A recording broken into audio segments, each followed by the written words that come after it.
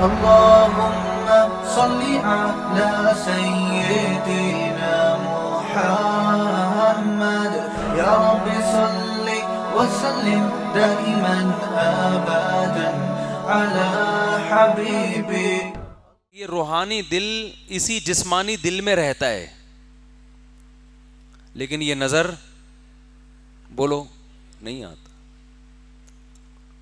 یہ لوگ کہتے ہیں نا یہ دل نکال کے ہم پلاسٹک کا لگا دیں تو پھر وہ دل کہاں گیا جس میں اللہ کی محبت تھی؟ ہم کہتے ہیں وہیں گیا جس میں تمہارے محبوب کی محبت تھی. جیسے وہ پلاسٹک کے دل میں آ گئی تو وہ ویسے ہی آ گئی. تو نبی صلی اللہ علیہ وسلم نے فرمایا جب یہ دل یہ درست ہوتا ہے تو جسم سے نکلنے والے سارے اعمال کیا ہو جاتے ہیں؟ ٹھیک. اور اذا فسدت جب یہ برباد ہو جائے روحانی دل، فسد الجسد کلہ پوری باڈی کا بیڑا غرق ہو جاتا ہے. جسم سے نکلنے والے اعمال خراب، حتیٰ کہ وہ نیکی بھی کر رہا ہوگا تو آپ کو لگے گا کہ نیک آدمی ہے، جبکہ اس کی نیکی کے پیچھے بھی برائی کا جذبہ ہوگا. وہ صدقہ بھی دے رہا ہے، آپ تو کہو گے سبحان اللہ.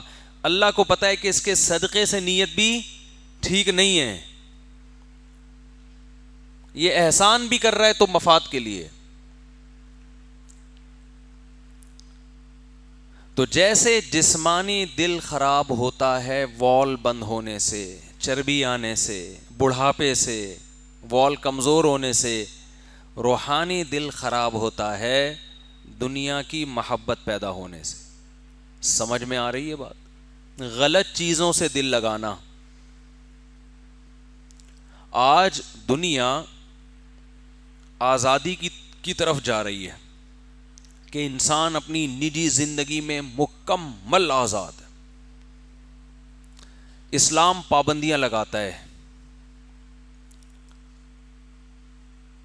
دیکھو دنیا پرست لوگ کیا کہتے ہیں، آپ ظاہری اعمال میں پابند ہیں، آپ نے چوری نہیں کرنی، آپ نے ڈاکہ نہیں ڈالنا، آپ نے کسی کو قتل نہیں کرنا، محبت جس سے چاہے کرو. یہ دل کا عمل ہے نا؟ کیا خیال ہے بھائی؟ یہ کس کا عمل ہے؟ دل کا عمل. محبت جس سے چاہے کرو. اسلام کہتا ہے بھائی سب سے پہلے کس کو ٹھیک کرنا ہے؟ دل کو. آپ محبت کرنے میں، نفرت کرنے میں آزاد نہیں ہے. غلط چیزوں سے دل لگانے کی آپ کو اجازت نہیں ہے. لوگ بتاتے ہیں ہمیں وہ دل بہت چاہ رہا ہے، یہ ہم سے بچھڑ گیا، یوں ہو گیا. بھائی دل لگایا کیوں آپ نے اس سے؟ تو وہ جواب میں کہتے ہیں دل تو بھائی غیر اختیاری چیز ہے، جہاں بھی چاہے لگ جائے. اچھا پھر کسی کی بیوی سے لگ جائے دل، وہ چھوڑے گا؟ آپ کو کسی کی بیوی اچھی لگ رہی ہے اور آپ نے اس سے تعلقات پیدا کرنا شروع کر دیے، بلکہ ایسے لوگوں کو میں جواب دیتا ہوں کہ آپ کے کنٹرول میں نہیں ہے دل. بقول آپ کے کہیں بھی چلا گیا، آپ کی بیوی سے کسی کو محبت ہو گئی اور وہ سیٹنگ میں لگا ہوا ہے، آپ اس کو پکڑو گے کہ نہیں پکڑو گے جا کے؟ میری بیوی میری یہ محبت کس کو ہو رہی ہے؟ تجھ کو. اور جواب میں وہ یہ دلیل دے کہ دل تو کیا ہے؟ پاگل ہے بھائی، کہیں بھی آ سکتا ہے. مان لو کہ دلیل. مجھے تو شک لگ رہا ہے بیٹا، تو جواب ہی نہیں دے رہے، چکر ہے کچھ. دوسروں کی بیویوں سے دل لگا کے لگ رہا ہے کہیں بیٹھے ہوئے تو نہیں ہو. بول دو نہیں مانیں گے بھائی، غلط دبا دیں گے اس کا. وہ جواب میں کہے کہ نہیں جی وہ بالکنی پہ کھڑی ہوئی تھی، مجھے اتنی اچھی لگی، میں پاگل ہو گیا ہوں، اب میں نہیں برداشت کر سکتا. دل تو کیا ہے؟ غیر اختیاری چیز ہے، میرے کنٹرول میں نہیں ہے. آپ بولو گے انسان کا بچہ بن جا، آخری وارننگ دے رہا ہوں. کیا خیال ہے؟ تو سوال پیدا ہوتا ہے، یا الٹا کر لو معاملہ، آپ کی بیگم کسی پہ عاشق ہو گئی، اب آپ اس سے کہہ رہے ہیں بیگم اس کو کیوں فون کر رہی ہو، وہ کیا لگتا ہے؟ کہہ رہی بھائی دل میرے کنٹرول میں نہیں ہے. چھوڑ دو گے آپ اس کو؟ جی لبرل لوگ جو ہے نا، جو دنیا پرست لوگ ہیں، جب ان کے مفاد پہ زد پڑتی ہے تو ان کو اسلام کی ساری باتیں سمجھ میں آتی ہیں. ویسے ہی کہتے ہیں دل کنٹرول میں نہیں ہے، محبت کسی سے بھی ہو سکتی ہے. اور اس میں پابندیاں نہیں ہیں. ایسا نہیں ہے بھائی, دل کنٹرول میں ہے, محبت کنٹرول میں ہوتی ہے. ہاں یہ صحیح ہے کہ براہ راست محبت پیدا ہونا یا نہ ہونا کنٹرول میں نہیں ہے, لیکن اس کے اسباب کنٹرول میں ہوتے ہیں. بھائی بالکنی میں کھڑی ہوئی تھی, تم نے دیکھا کیوں؟ اے بھائی یہ تو کنٹرول میں تھا نا, اور دیکھا تو نظر ہٹا لیتے, نظر ہٹائی کیوں نہیں؟ اور اگر اب پیدا ہو گئی ہے تو ختم بھی کی جا سکتی ہے. دیکھنے سے پیدا ہوئی, نہ دیکھنے سے ختم ہو جائے گی. یوگا میں تو نہیں کرتا یوگا, لیکن جو کرتے ہیں وہ بتاتے ہیں کہ اگر آپ ادھر کو گھومیں اور ہڈی میں درد پیدا ہو گیا تو الٹی سمت میں پورا گھوم جاؤ, وہ درد کیا ہو جائے گا؟ بولو, وہ صحیح ہو جائے گا. ادھر کو گھما دو اس کو. کاغذ ہم فولڈ کر کے رکھتے ہیں, جب کھولتے ہیں تو مڑ رہا ہوتا ہے نا, تو اس کا طریقہ ہوتا ہے الٹا فولڈ کرو ایک دفعہ اس کو, تو پھر سیدھا ہو جائے گا. یہ صرف کتے کی دم ایک ایسی چیز ہے جس کو جتنا مرضی گھما لو 100 سال کے بعد بھی ویسی کی ویسی. کتے کی دم کے علاوہ جتنی بھی چیزیں ہیں جب وہ الٹی سمت میں گھمائی جائیں تو وہ کیا ہو جاتی ہیں؟ ٹھیک. تو آپ کو کسی سے عشق ہو گیا, ناجائز عشق, حرام عشق, جس وجہ سے پیدا ہوا ہے اس کے الٹ چلنا شروع ہو جاؤ تو ختم ہو جائے گا وہ. بے سکونی کی سب سے بڑی وجہ یہ ہے کہ دل کو بے لگام چھوڑ دیا ہے. بے لگام, جس سے چاہے محبت کرے, جس سے چاہے نفرت کرے. نفرت کے بھی کوئی اصول نہیں ہے, نفرت بھی ایسے ہی ہو رہی ہے, بس ویسے ہی. مسجد کے امام سے نفرت کی شکل اچھی نہیں ہے اس کی, اچھا ہی نہیں لگ رہا وہ. ایسے بھی لوگ ہیں یار, ہمیں ہمارا امام ہی اچھا نہیں لگتا, توند نکلی ہوئی ہے اس کی. بھائی وہ بائی نیچر ہے, بعض لوگوں کا پیٹ نکلا ہوا ہوتا ہے قدرتی طور پر. کیا کرنا ہے آپ نے؟ نہیں یار وہ شکل کا اچھا نہیں ہے. تو ہمیں یاد ہے ضیاء الحق نے جب ریفرینڈم کیا, ہم بہت چھوٹے بچے تھے اس وقت, ریفرینڈم کیا تھا نا, اسلام چاہیے تو ہاں پہ, بہت ہوشیار آدمی تھا ضیاء الحق بھی, اسلام چاہیے تو ہاں پہ ٹھپا لگاؤ, اسلام نہیں چاہیے تو نہ پہ انگوٹھا لگاؤ جا کے. اور ہاں کا مطلب میں, اگلے 5 سال کے لیے میں. تو اب ظاہر ہے تو ایمان کفر کا مسئلہ بن گیا بھائی, کون چاہتا ہے اسلام نہ آئے؟ تو سارے ہمارے رشتہ داروں نے ہاں پہ ٹھپا لگایا نا کہ اسلام چاہیے, اور اسلام کا ڈیفینیشن یہ تھی کہ میں. ٹھیک ہے. تو ہمارے ایک رشتہ دار خاتون, اللہ ان کی مغفرت فرمائے, انتقال ہو گیا, وہ نہ پہ ٹھپا لگا کے آئیں. ہم بہت چھوٹے تھے, ہمارے بڑوں نے ان سے پوچھا بھائی کس کو ووٹ دیا آپ نے؟ عمر بھی ان خاتون کی زیادہ تھی, اللہ ان کی مغفرت فرمائے. تو ان سے پوچھا کہ بھائی یہ آپ نے, انہوں نے کہا میں نے تو نا پہ لگایا ہے. بھائی نا پہ, وہ تو کہہ رہا تھا اسلام چاہیے یا نہیں چاہیے. تو آپ کو نہیں چاہیے, کہہ رہے اسلام تو چاہیے, ضیاء الحق نہیں چاہیے. اچھا جی, ہم نے پوچھا ضیاء الحق کیوں نہیں چاہیے, شاید کوئی بڑی کوئی بہت ہی کوئی دور اندیشی والی بات کریں گی یہ. سب نے پوچھا کیوں نہیں چاہیے, انہوں نے کہا شکل اچھی نہیں لگتی مجھے اس کی, مجھے اس کی شکل, حالانکہ اس کے چہرے پہ بڑا نور تھا, خیر ان کو نہیں لگتی ہوگی. ویڈیو نہیں بنائے نا, جب ایک دفعہ ایک بات کہہ دی جائے تو پھر ایسا وہم بھی نہ پیدا کریں نا. اچھا چلے ٹھیک, اس کو یوں نیچے کر کے رکھ لیں, ٹھیک ہے, جزاک اللہ. تو انہوں نے کہا مجھے اس کی شکل اچھی نہیں لگتی. ارے وزیر اعظم کی شکل کا تو, یہ صدر کی شکل کا تم نے کیا کرنا ہے بھائی؟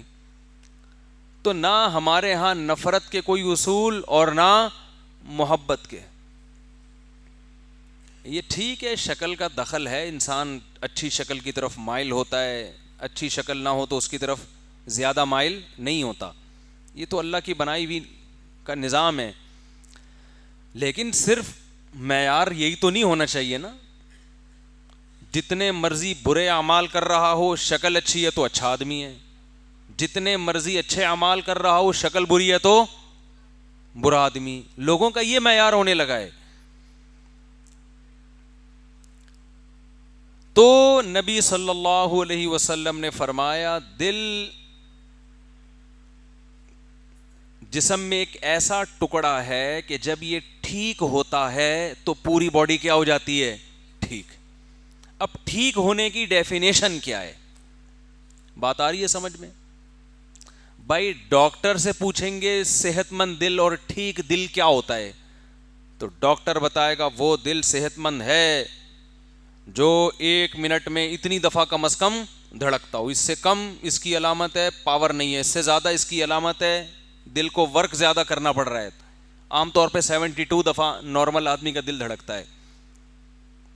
جو ایتھلیٹ ہوتے ہیں 1 منٹ میں نا، جو ایتھلیٹ ہوتے ہیں وہ 65 60 55 تک بھی کم دھڑکتا ہے ان کا، وہ کم دھڑکنے میں زیادہ کام کر رہا ہوتا ہے. ایک چھوٹا سا کام کر لیں آپ لوگ، جا کے نا گھر جا کے اپنی نبض چیک کیجئے گا. میں ایک تھوڑا سا نسخہ بتا رہا ہوں آپ لوگوں کو، درمیان میں جملہ معترضہ کے طور پر. 1 منٹ میں دیکھیں کتنی دفعہ دھڑکتا ہے. اگر یہ 80 85 تک گیا ہوا ہے نا تو جاگنگ شروع کر دیں. اس کا مطلب آپ، میں یہ نہیں کہوں گا انا للہ ہونے والا ہے، خوف صحیح ہو جائے گا اس کا مطلب دل صحت مند نہیں ہے. تو بھاگنا دوڑنا شروع کر دیں، دل کو کام میں لے کر آئیں. ایک ینگ لڑکے 25 26 سال کے، ان کی نبض چیک کی تو 90 دفعہ 1 منٹ میں دھڑک رہا تھا ان کا دل. ابھی اتنا تو بخار میں ہوتا ہے آدمی کا. تو اس زمانے میں بھاگنا دوڑنا بہت ضروری ہے. یہ تو کراچی کے کتوں کو آپ دعائیں دیں کہ اس بہانے کچھ لوگ بھاگ لیتے ہیں، حقیقت ہے، ورنہ تو تھوڑا بہت بھاگنا بھی نہ ہوتا. تو نبی صلی اللہ علیہ وسلم نے فرمایا، اچھا میں یہ عرض کر رہا تھا کہ دل کے ٹھیک ہونے کی ڈیفینیشن کیا ہے. دیکھو دل پورا صحت مند تو جب ہوگا جب دل سے حسد نکل جائے، کسی کو دیکھ کے، کسی کی ترقی کو دیکھ کے جلنا بند ہو جائے، یا آنچ کم ہو جائے اس کی تھوڑی سی.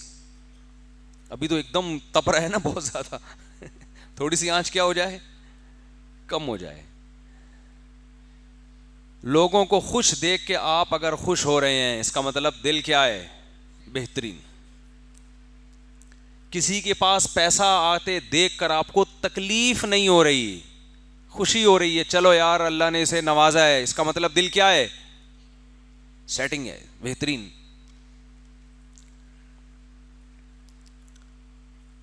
دل میں برداشت ہے، ایک دم بوکھلاہٹ کا شکار نہیں ہو جاتا، اس کا مطلب بولو صحیح کام کر رہا ہے. تکبر نہ ہو دل کے اندر، بڑائی نہ ہو، تواضع ہو، انکساری ہو. کسی غریب کو دیکھ کر آپ اپنے آپ کو برتر نہ سمجھیں، اپنی نیکیوں پہ ناز نہ ہو، فخر نہ ہو.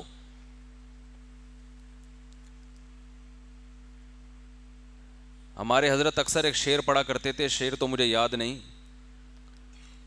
کہ جاہے زاہد سے تو میری رندی اچھی، اس طرح کا کوئی شعر تھا کہ جو آدمی پرہیزگار ہو کر متکبر بنا پھرتا ہے اس سے تو وہ گنہگار اچھا ہے جس میں تواضع ہے.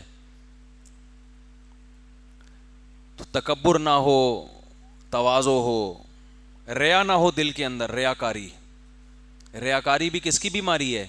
دل کی. بڑے خشوع و خضوع سے انسان صدقات و خیرات کر رہا ہے، نماز پڑھ رہا ہے، چاہتا ہے کہ لوگ مجھے نمازی کہیں، چاہتا ہے کہ لوگ مجھے حاجی کہیں. تو یہ بیماری کس کی ہے؟ یہ نظر نہیں آئے گی آپ کو.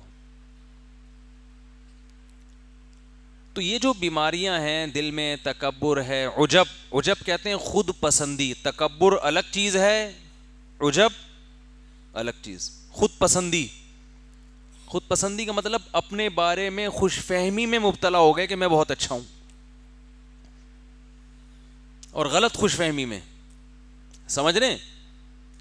بعض لوگ اپنے بارے میں خوش فہمی میں مبتلا ہو جاتے ہیں کہ میں کیا ہوں؟ بہت نیک. حالانکہ ان کو اگر وہ تنہائی میں بیٹھ کے غور کریں، اپنی خامیوں پہ نظر ڈالیں تو ان کو پتہ چلے گا میں نیک نہیں ہوں. ہمارے جاننے والے تھے، وہ عجیب عجیب چیزیں شروع کر دیں، عالم بھی تھے وہ. تو وہ عجیب عجیب چیزیں انہوں نے شروع کر دیں، کبھی خواب بتا رہے ہیں اپنے، کبھی کرامتیں بتا رہے ہیں، کبھی اپنے واقعات بتا رہے ہیں. تو ہم حیران ہو گئے، یہ اوپر سے کھسک گئے ہیں کچھ تھوڑے سے. تو ان کے کسی مرید سے میں نے پوچھا یار آپ کے پیر صاحب کو ہو کیا گیا ہے, یہ آج کل تھوڑے سے نارمل زندگی گزارے ہیں جیسے سب لوگ ہیں. وہ کہتے ہیں کچھ بھی نہیں ہے, اصل میں مجھے ایسا لگتا ہے میرے پیر صاحب کو یہ وہم ہو گیا ہے کہ میں بہت نیک ہوں. یعنی اپنے پیر کے بارے میں وہ بھی بیزار آ گئے تھے اپنے پیر صاحب سے. کہہ رہے ہیں میرے پیر صاحب کا قصور نہیں ہے, مجھے ایسے لگتا ہے میرے پیر صاحب کو اپنے بارے میں یہ وہم ہو گیا ہے کہ میں بہت, یعنی پیر صاحب بہت بولو نیک ہیں. میں نے کہا بڑا ٹائٹ تجزیہ کیا. کہہ رہے ہیں ان کا قصور نہیں ہے. بھائی ہو جاتا ہے انسان کو کبھی وہم ہو جاتا ہے کہ جیسے ایک آدمی کو وہم ہو گیا کہ میں بندر ہوں, ڈاکٹر کے پاس گیا کہ ڈاکٹر صاحب مجھے وہم ہو گیا کہ میں بندر ہوں, میرا علاج کرو. ڈاکٹر نے کہا پنکھے سے نیچے اترے گا تو علاج کروں گا نا. اوپر چڑھ کے بیٹھا ہوا تھا پنکھے پہ, لٹکا ہوا تھا. ٹھیک تو وہم, اب تو اس کو تو وہم ہو گیا نا بندر ہوں, تو وہ بیچارہ کیا کر رہا ہے بندر کی طرح, کبھی ادھر جا رہا ہے, کبھی ادھر لٹک رہا ہے, کبھی ادھر گھوم رہا ہے. ہمارے حضرت کے بڑے بھائی کی طبیعت میں بڑا مزاح تھا, تو ایک دن ایک آدمی آیا, اس کو یہ وہم ہو گیا کہ میں گدھا ہوں. یہ وہم کے مریض عجیب عجیب ہوتے ہیں, اللہ بچائے اس بیماری سے. اس نے ڈاکٹروں کی بھی جان کو عذاب آ گیا تھا. وہ ڈاکٹر سے کہتا مجھے وہم ہے کہ میں گدھا ہوں, کبھی ادھر جا رہا ہے, کبھی ادھر جا رہا ہے. ہمارے حضرت کے بڑے بھائی کے پاس آیا کہ مجھے وہم ہو گیا کہ میں گدھا ہوں. تو انہوں نے کہا جب یہ وہم کیا ہو پیچھے ہاتھ لگا کے دیکھا کرو دم ہے یا نہیں ہے. اگر دم ہے تو واقعی گدھے ہو, دم نہیں ہے تو گدھے نہیں. اس کے بعد سے وہ الحمدللہ نہیں آیا. تو جیسے بعض لوگوں کو یہ وہم ہو جاتا ہے کہ میں گدھا ہوں, بعض لوگوں کو یہ وہم ہو جاتا ہے کہ میں نے طلاقیں دے دی ہیں بیوی کو, حالانکہ نہیں دی ہوتی. یہ بھی بڑا وہم ہے, ہو سکتا ہے دے دی ہوں, خام خام میں بیٹھا ہوا ہے پاگلوں کی طرح. بعض لوگوں کو یہ وہم ہو جاتا ہے کہ میں نے 25 دفعہ وضو کیا مگر پھر بھی کوئی جگہ خشک رہ گئی ہوگی. ایسے ہی عین ممکن ہے, اور یہ حقیقت ہے کہ بعض لوگوں کو یہ وہم ہو جاتا ہے کہ میں بہت نیک ہوں. بعض کو تو خود سے ہو جاتا ہے, شیطان کراتا ہے. بعض لوگوں کو لوگ کروا دیتے ہیں یہ وہم کہ آپ بہت نیک ہیں. لوگ تعریفیں کر کر کے نا یہ وہم دل میں ڈال دیتے ہیں کہ آپ کیا ہیں, بہت نیک. لوگوں کی باتیں سننے کا نا انسان کے لاشعور پہ بہت گہرا اثر ہوتا ہے, چاہے 100% یقین ہو کہ یہ جھوٹ بول رہا ہے. جب آپ جھوٹ سنتے ہو نا بار بار بار بار بار بار, تو اس جھوٹ کو آپ سچ سمجھنا شروع کر دے. تو یہ انسان کی نیچر ہے. مفتی طارق مسعود صاحب کے بیانات سننے کے لیے youtube.com/مفتی طارق مسعود کو سبسکرائب کریں, اور اگر آپ لائیو ویڈیو کو کبھی بھی مس نہیں کرنا چاہتے ہیں تو سبسکرائب کرنے کے بعد بیل آئیکن پہ کلک کرنا مت بھولیں. جزاک اللہ.